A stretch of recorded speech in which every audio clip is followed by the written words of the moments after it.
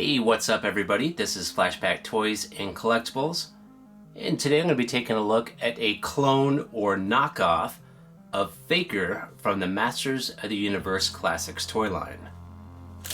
So I got this guy for right around 39 bucks, and you can find these on eBay or AliExpress, which is where I ordered this guy from.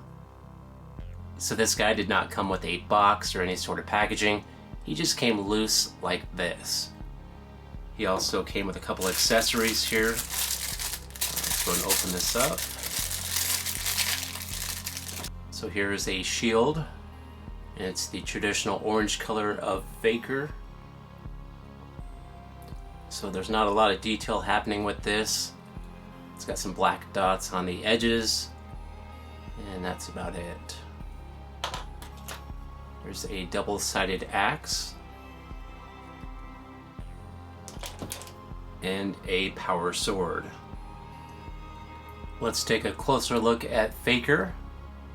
So one thing I did have to change with this figure right when I got him is I changed the hair. The hair was glued in place up higher to where it looked like he had a receding hairline. So I popped off the hair, repositioned that, then glued it in place. Other than that small change, I've left everything else the same with this figure. So his hair is kind of a reddish black color. So it's black with some red highlights. His eyes are white with red. His armor is kind of a orangish black color with the red dot in the center there. The armor on his wrists is a silver and black. Same thing on this side. And same thing for the waist, the belt area. And then the shorts or trunks, whatever you want to call them, are kind of a dark purple with black highlights. And the boots are also a dark purple with black strapping. Let's see how well he holds his weapons here. Try the sword. That's a really tight fit. Once it's in there though, it's in there pretty snug. Okay, let's try the axe. So both hands can hold a weapon, whether it's left or right, it looks like. So that was a really tight fit. In fact, such a tight fit that it kind of bent the thumb barely when I was putting this weapon in place. So that kind of concerns me that if I mess around with the weapons too much on this guy, this thumb might potentially break off. And then his shield should be able to just pop on his hand, like so. So that's cool, he can hold both weapons plus the shield at the same time. Now the shield does look a little bit small as far as the proportions go for the size of this guy versus the shield, but it still works. Now let's check out the articulation. So the head can swivel around, up and down, back and forth. I can pivot at the stomach area right here. Can also move at the top of the arm, the bicep, the elbow, and then the hand can swivel. The legs can move at the top, at the knee, the boot, and at the feet here. Now all the joints feel fairly decent. The only joint that feels a little bit loose is right here, right at the ankle. The figure still stands up fairly decent without much effort, even though those feet are a little bit loose.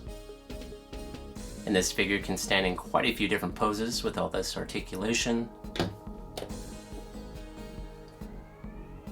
Now I don't have an official Faker from the Classics toy line to do an actual comparison to see the exact differences, but I do have an official Wondar figure from the Classics toy line, and this should be pretty much the same figure, just a different color scheme.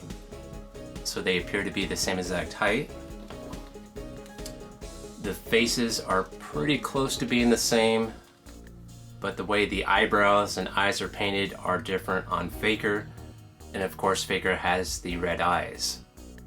Now I do notice a difference on the hands here. There's a little bit more detail on this guy. You can see some of the veins popping out And on this guy, you can just barely see those. Also, the material that the hand is made of on this guy feels a little bit softer versus the hands on this guy.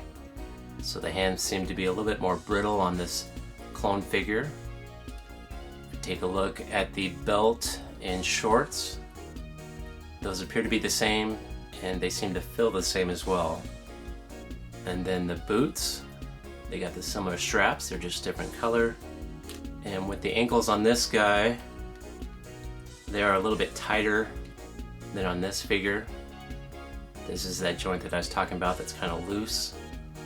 So it looks like they've done a pretty good job overall with the details on this clone figure.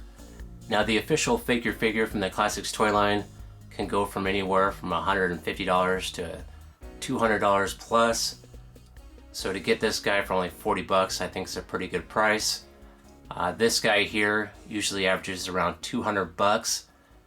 And I was lucky enough to get this guy for 100 bucks, but that is not a normal price. Now let's do a quick comparison with the original Faker from the 1980s Masters of the Universe toy line. So you can see they both have the same type of skin tone, that blue color, but it is a slightly different shade on this clone figure. The chest armor looks quite a bit different. On this guy, it's kind of blackish orange, and on the original figure, it's just kind of a bright orange. And then the hair on the original figure is kind of a reddish orange color. And on the clone figure, mainly black with reddish orange highlights. So as far as looks go between these two, I would say the new clone figure has quite a bit more detail than the original figure. There's just so many different colors happening on this clone figure with the armor, boots, and shorts that make this figure look pretty nice. Okay, let's go ahead and do a head swap now. So I do happen to have another Faker head. They came packaged with my intergalactic Skeletor. This kind of has a Terminator 2 kind of look to it. Go ahead and pop that on. So I think this head is a huge improvement over the original head, and this is the head I'll probably display this guy with. Now one more thing I would like to mention is that the head was a very, very tight fit. So I did have to take a little bit of sandpaper and file the inside of this just a little bit to make this fit on this peg to where it's not so tight. Because when I first took it off, I thought it was going to just break the neck completely off. So after sanding it just a little bit, that makes that head pop on easier. And for anyone out there interested in picking up one of these heads, they do come packaged with the intergalactic Skeletor, and you can get that figure for about 25 to 30 bucks. So I think that's a pretty good deal because you get that Skeletor figure plus the extra head. So here's my final thoughts on this clone Faker figure. For 40 bucks, I think it's well worth it, especially if you don't have the Faker figure already. I wouldn't recommend getting this guy if you already have the Faker figure because the original is still going to be better. But if you're looking for a cheaper alternative to add Faker to your collection, this guy might work out for you. Okay, it's now time for me to go. If you liked this video, if you could hit that like button and subscribe. And have yourself a great day, and I'll see you next time.